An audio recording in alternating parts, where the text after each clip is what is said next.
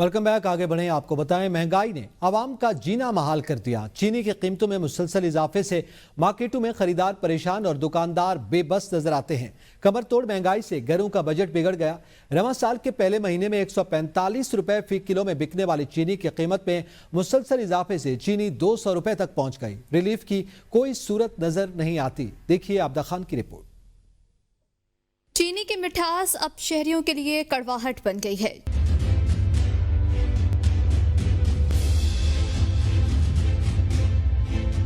चीनी की कीमत में इजाफा होते ही होलसेल में फी किलो नर्ख 182 और रिटेल में 200 रुपए तक पहुंच गए। बढ़ती हुई कीमतों ने खरीदारों के लिए मुश्किलात बढ़ा दी। Chairman wholesalers association Abdul Rauf Ibrahim कहते हैं कि हुकूमत चीनी दरामद न करे और जो सप्लाई बंद की गई है खुदारा उसको बहाल किया जाए। अगर सप्लाई बहाल न की गई तो चीनी की फी किलो कीमत में मजीद इजाफा हो जाएगा। शुगर मिलें जितनी है सिंध में और पंजाब में, उन्होंने सप्लाई बैंड कर दी है। सप्लाई नहीं दे रहे हैं। फ्राइडे से सप्लाई उन्होंने रोक दी है। अगर ये सप्लाई चेन मुतासिर हुई तो यकीन माने कि ये चीनी और बड़ा हो जाएगा। खरीदार कहते हैं कि सिर्फ चीनी ही नहीं, दालें, आटा, घी सब कुछ महंगा हो चुका है। महंगाई ने जिंदगी में कड़वाहट भर दी है। पहले 150 थी, 150 से 170 हुई, अभी डायरेक्ट 200 रुपये पहुँच गई है। 200 रुपये किलो पे पहुँच गई है चीनी। अब पीछे से माल महंगा मिलता है, जाहिर सी बात है बढ़ा के रेट देना होता है। यानी कि चीनी पे मुश्किल से 2-4 रुपये मिलते हैं, वो भी किराया भाड़ा। मतलब बचत कुछ नहीं है और महंगाई ऊपर जा रही है। कहने का मतलब ये है हुकूमत को देखना चाहिए ना ये सब कुछ। महंगाई करी हुई है, गरीब आदमी तो पिस रहा है ना हर तरीके से। अगर आटे पे से 10 रुपए हट जाते हैं तो किसी न किसी चीज पे पैसे बढ़ जाते हैं। यही होता है और यही हो रहा है। हुकूमत ने फिर से एक बार महंगाई में इजाफा कर दिया। चीनी 185 थी, 200 हो गई है, 205 रुपए। मजीद ये बढ़ाते जा रहे हैं। इनकम इतनी है नहीं, लोग परेशान हो रहे हैं। लोग पता नहीं कैसे कैसे घर चला रहे, कैसे कैसे करके। नहीं, चीनी की पैदावार कम हुई या चीनी बरामद की गई, वजह कुछ भी हो, महंगाई में कमी का हुकूमती वादा ताहाल वफा होता नजर नहीं आता। रिलीफ सिर्फ बयानात में है, अमली तौर पर शहरी बदस्तूर परेशान हैं। 6 माह में चीनी की कीमत में 70 से 80 रुपए फी किलो का इजाफा हुआ। चीनी की फी किलो कीमत 120 रुपए से 200 रुपए फी किलो तक जा पहुंची। शहरी कहते हैं कि हुकूमत महंगाई कम करने की बजाय रोज बरोज इजाफा कर रही है। गरीब आदमी तो पिस के रह गया, वो तो खरीद ही नहीं सकता चीनी।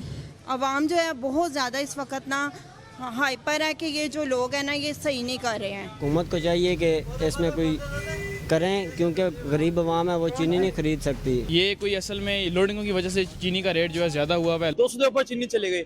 गरीब इंसान जब वो कहाँ जाएगा। हुकूमत को चाहिए कि इसे कम करना चाहिए। महंगाई ज्यादा से ज्यादा होती जा रही है। हुकूमत कुछ भी नहीं कर सकती इस मसले में, ना ही हुकूमत ये प्रॉब्लम सॉल्व कर सकती है। जाकर मिलना अपने अंडर करन, कंट्रोल रेट हो जाएगा सारा।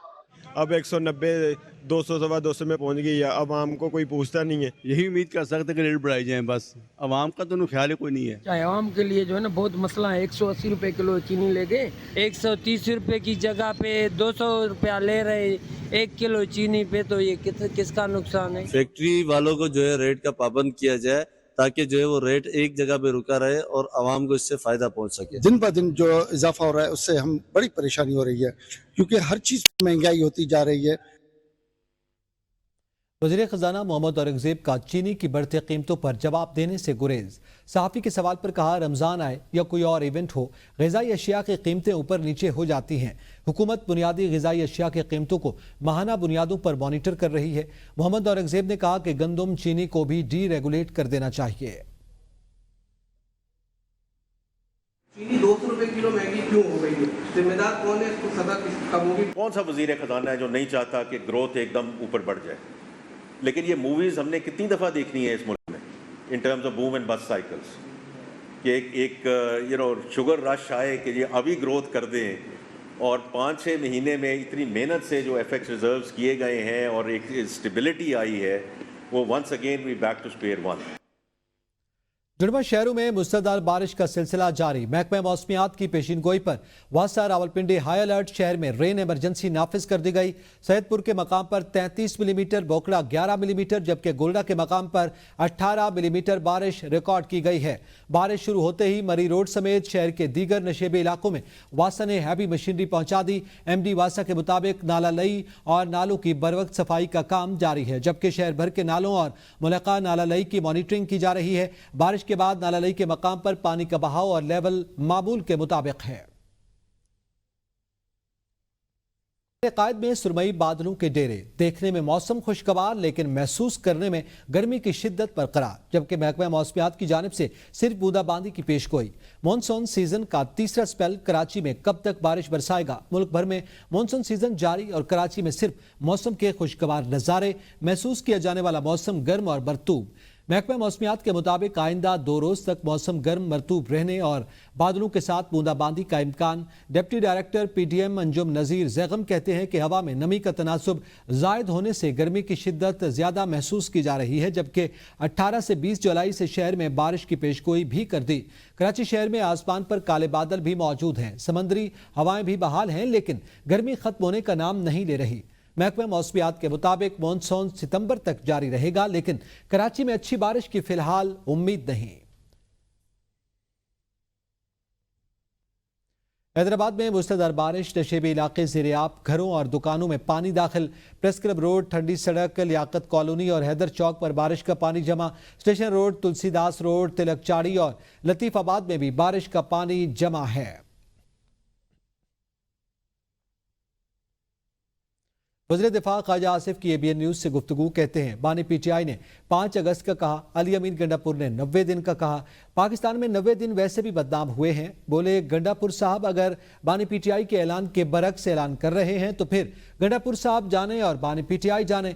PTI ने पावर शो किया, किसी ने मुदाखलत नहीं की, पंजाब हुकूमत ने नहीं रोका। सियासी सरगर्मियाँ अगर पुरअमन हो तो बिल्कुल जारी और सारी रहनी चाहिए।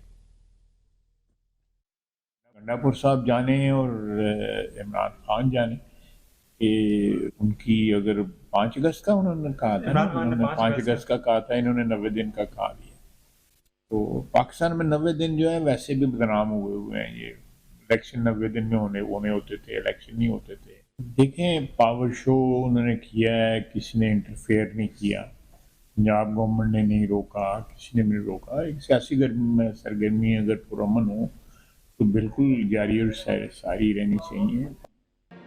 Welcome back. आगे बढ़े, आपको बताएं पंजाब में महंगाई और मुनाफाखोरी पर काबू पाने के लिए पहरा का इदारा कायम किया गया। तजावजात के खात्मे से बाजारों को वुसअत और आवाम को रिलीफ मिला। वज़ीर आला मरीम नवाज का कहना है कि तंग बाजार हरासमेंट और अवामी मुश्किलात का सबब बन रहे थे।